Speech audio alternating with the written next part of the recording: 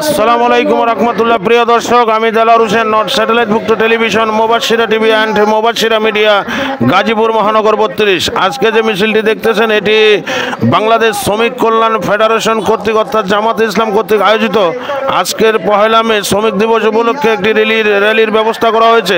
এই মিছিলটি কিন্তু ভোগড়া বাইপাস থেকে ঢাকা রোড অর্থাৎ মালিকের বাড়ি ক্রস করছে এখন মিছিলটি। আর এই মিছিলে কিন্তু আমরা দেখতে পারতেছি যে হাজার হাজার শ্রমিক ভাইয়েরা কিন্তু অংশগ্রহণ করেছেন।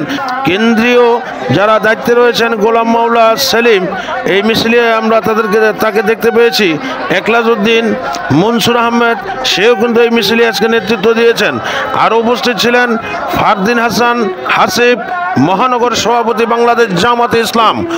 এই মিছিলে কিন্তু ফারদিন হাসান হাসিব মহানগর সভাপতি, উনি বলেছেন শ্রমিকদের ন্যায্য পাওনাদি পরিশোধ করবার জন্য এবং অকারণে যাতে কোনো শ্রমিক ছাঁটাই না করা হয় এবং অতি বিলম্বে বন্ধ মিল ফ্যাক্টরিগুলোকে খুলে দেওয়ার জন্য উদাত্ত আহ্বান জানিয়েছেন।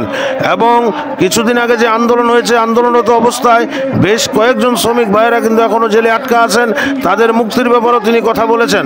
এবং অটো নসিমন করিমন যে শ্রমিক ভাইয়েরা আছে, তাদের যাতে কোনো রকম হয়রানিমূলক বা চাঁদা তাদের কাছ থেকে নেওয়া না হয়, সে ব্যাপারে কিন্তু কথা বলেছেন ফারদিন হাসান হাসিব, মহানগর সভাপতি বাংলাদেশ জামাতে ইসলাম গাজীপুর মহানগর। ইতিমধ্যেই কিন্তু মিছিলটিতে আপনারা দেখতে পাচ্ছেন আজকের শত শত হাজার হাজার শ্রমিক ভাইয়েরা কিন্তু অংশ নিয়েছেন। আমরা বিভিন্ন ফেস্টুন ব্যানার দেখতে পাচ্ছি এখানে, যেহেতু এটি গাজীপুর মহানগর, পুরো গাজীপুর মহানগর কর্তৃক আয়োজিত, শ্রমিক কল্যাণ ফেডারেশন কর্তৃক আয়োজিত আজকের এই মে দিবস শ্রমিক দিবসে উপলক্ষে এই আয়োজনটি করা হয়েছে জামাতে ইসলাম কর্তৃক। এখানে আমরা বিভিন্ন ওয়ার্ডের রোকন যারা রয়েছেন, বিভিন্ন ওয়ার্ডের রোকন তাদেরকেও দেখতে পাচ্ছি আমরা।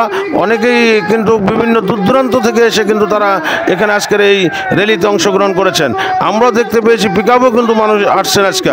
এই মিছিলটি কিন্তু শুরু হয়েছে সকাল 9টার থেকে। 9টায় আরম্ভ হয় ভোগড়া বাইপাস থেকে ঢাকা অভিমুখে মালিকের বাড়ি, গাজীপুর মালিকের বাড়ি শরীফপুর ক্রস করার সাথে সাথে তারা একটি সুন্দর শান্তশিষ্ট খোলামেলা জায়গায় তারা সমাবেশটি সমাপ্ত ঘোষণা করে। এবং জামাতে ইসলামের যারা দায়িত্বে রয়েছেন গাজীপুর মহানগরে, তারা কিন্তু এখানে বক্তব্য দিয়েছেন। আমরা দেখতে পেয়েছি যে গাজীপুরের যিনি 32 নং ওয়ার্ডের সম্মানিত সভাপতি জামাতে ইসলামের আসাদুজ্জামান আসাদ ভাইও কিন্তু আজকে এখানে উপস্থিত আছেন। আরও এই এলাকার যারা ওয়ার্ডের দায়িত্বে আছেন, গাজীপুর মহানগরের দায়িত্বে রয়েছেন, তারাও কিন্তু আজকে উপস্থিত রয়েছেন। শ্রমিকের ন্যায্য পাওনাদির ব্যাপারে কথা বলেছেন।